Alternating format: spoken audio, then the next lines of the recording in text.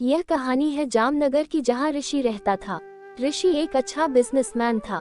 वो काफी अच्छे से अपने बिजनेस को चला रहा था और उसका शहर में काफी नाम था। वो एक बहुत अच्छी जिंदगी जी रहा था। ऋषि की अभी तक शादी नहीं हुई थी, जिस कारण वह अकेला रहता था। कई साल पहले ऋषि के माँ बाप उसे छोड़कर इस दुनिया से चले गए थे। जब से उसके माँ बाप गए थे, वो बिंदास अपनी जिंदगी जी रहा था। ऋषि जिम जाता था और अलग अलग स्पोर्ट्स खेलने भी जाता था। वह बिजनेस के साथ साथ अलग अलग एक्टिविटीज करने में भी विश्वास रखता था। एक दिन जिम में ऋषि को सुजान नाम की एक सुंदर लड़की मिलती है। ऋषि सुजान को देखकर आकर्षित हो जाता है। सुजान भी ऋषि को पसंद करने लगती है और वह यह भी जानती थी कि ऋषि काफी अमीर आदमी था। एक दिन खुद सुजान उसी के पास आकर उससे कहती है, ऋषि, मैं तुम्हें पसंद करने लगी हूँ। मुझे तुमसे प्यार हो गया है और मैं अपनी आगे की जिंदगी तुम्हारे साथ बिताना चाहती हूँ। हाँ सुजान, मैं भी तुम्हें बहुत पसंद करने लगा हूँ। जब से तुम्हें देखा है मैं अपना दिल को बैठा हूँ। मैंने तुम्हारे जैसी सुंदर लड़की आज तक नहीं देखी। मैं भी तुम्हारे साथ अपनी जिंदगी आगे बिताना चाहता हूँ।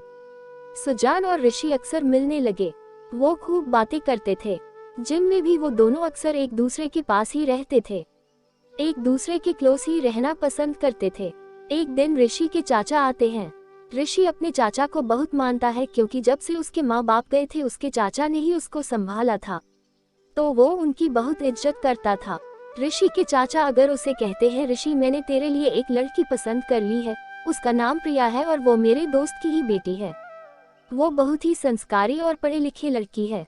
तेरी या तेरी जिंदगी में आ जाएगी तो तेरा जीवन संवार देगी। इसलिए मैं चाहता हूँ कि तू प्रिया से मिलकर उससे शादी कर ले। चाची जी, मुझे देखने की जरूरत नहीं है। अगर आपने मेरे लिए लड़की पसंद कर ली है तो कोई बात नहीं, आप रिश्ता फिक्स कर दीजिए। मैं उस लड़की से शादी करने के लिए तैयार हूँ।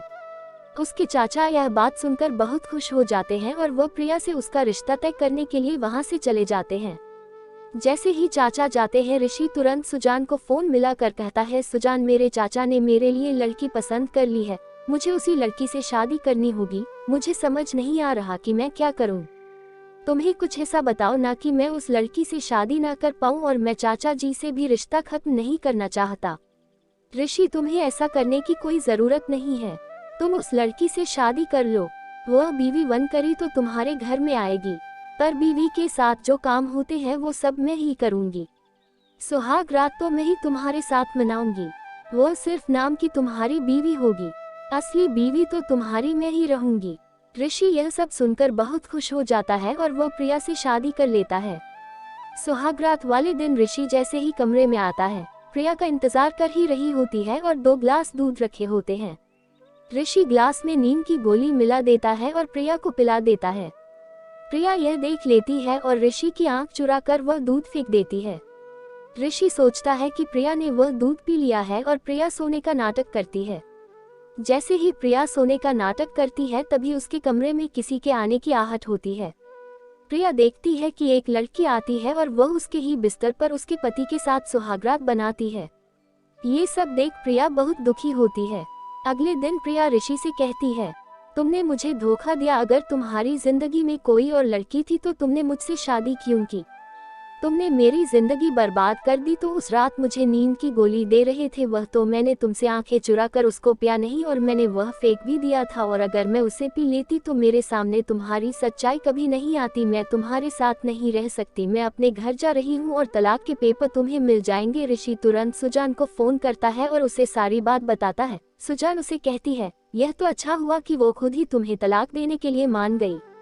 अगर तुम्हारा उससे तलाक हो जाएगा और हम दोनों शादी कर लेंगे, हमारे बीच में अब कोई भी बात नहीं होगी। लेकिन अगर चाचा जी ने मुझसे कुछ पूछा तो मैं उन्हें क्या जवाब दूंगा? अगर उन्होंने प्रिया की बात को सच मान लिया तो? नहीं, ऐसा कुछ नहीं होगा। वो तुम्हारे चाचा है, तुम्हारी बात पर विश्वास करेंगे। उल्टा तुम उनसे यह कहना कि प्रिया ने तुम्हें नींद की गोली दे दी थी और उसने किसी लड़के को बुलाया था कमरे में और उसके साथ सुहागरात मना रही थी। तुम्हारी चाचा तुम्हारा विश्वास करेंगे। कल की आई लड़की का नहीं, फिर इसी ऐसे ही करता है। अपने चाचा को प्रिया के खिलाफ कर देता है। उसके चाचा भी शर्मिंदा हो जाते हैं। फिर सुजान उसे फोन करके कहती है, ऋषि, जल्दी से घर आ जाओ। मैंने वकील से कहकर डिवोर्स के पेपर बनवा लिए हैं। तुम उन पेपर पर साइन कर दो। हम फिर उन पेपर्स को प्रिया के घर भेज देंगे। ऋषि तुरंत सुजान के घर आ जाता है और उन पेपर्स को बिना पढ़े साइन कर देता है और वह बहुत खुश होता है कि अब प्रिया उसकी जिंदगी से बाहर चली गई। 2 दिन बाद प्रिया का उसे फोन आता है और वह उसे कहती है, मुझे तुमसे आखिरी बार मिलना है, तुम मेरे घर आ जाओ। डिवोर्स के बारे में तुमसे कुछ जरूरी बात करनी है। मैं चाहती हूँ कि हमारा तलाक जल्द से जल्द हो जाए, इसलिए तुम जल्दी से घर आ जाओ।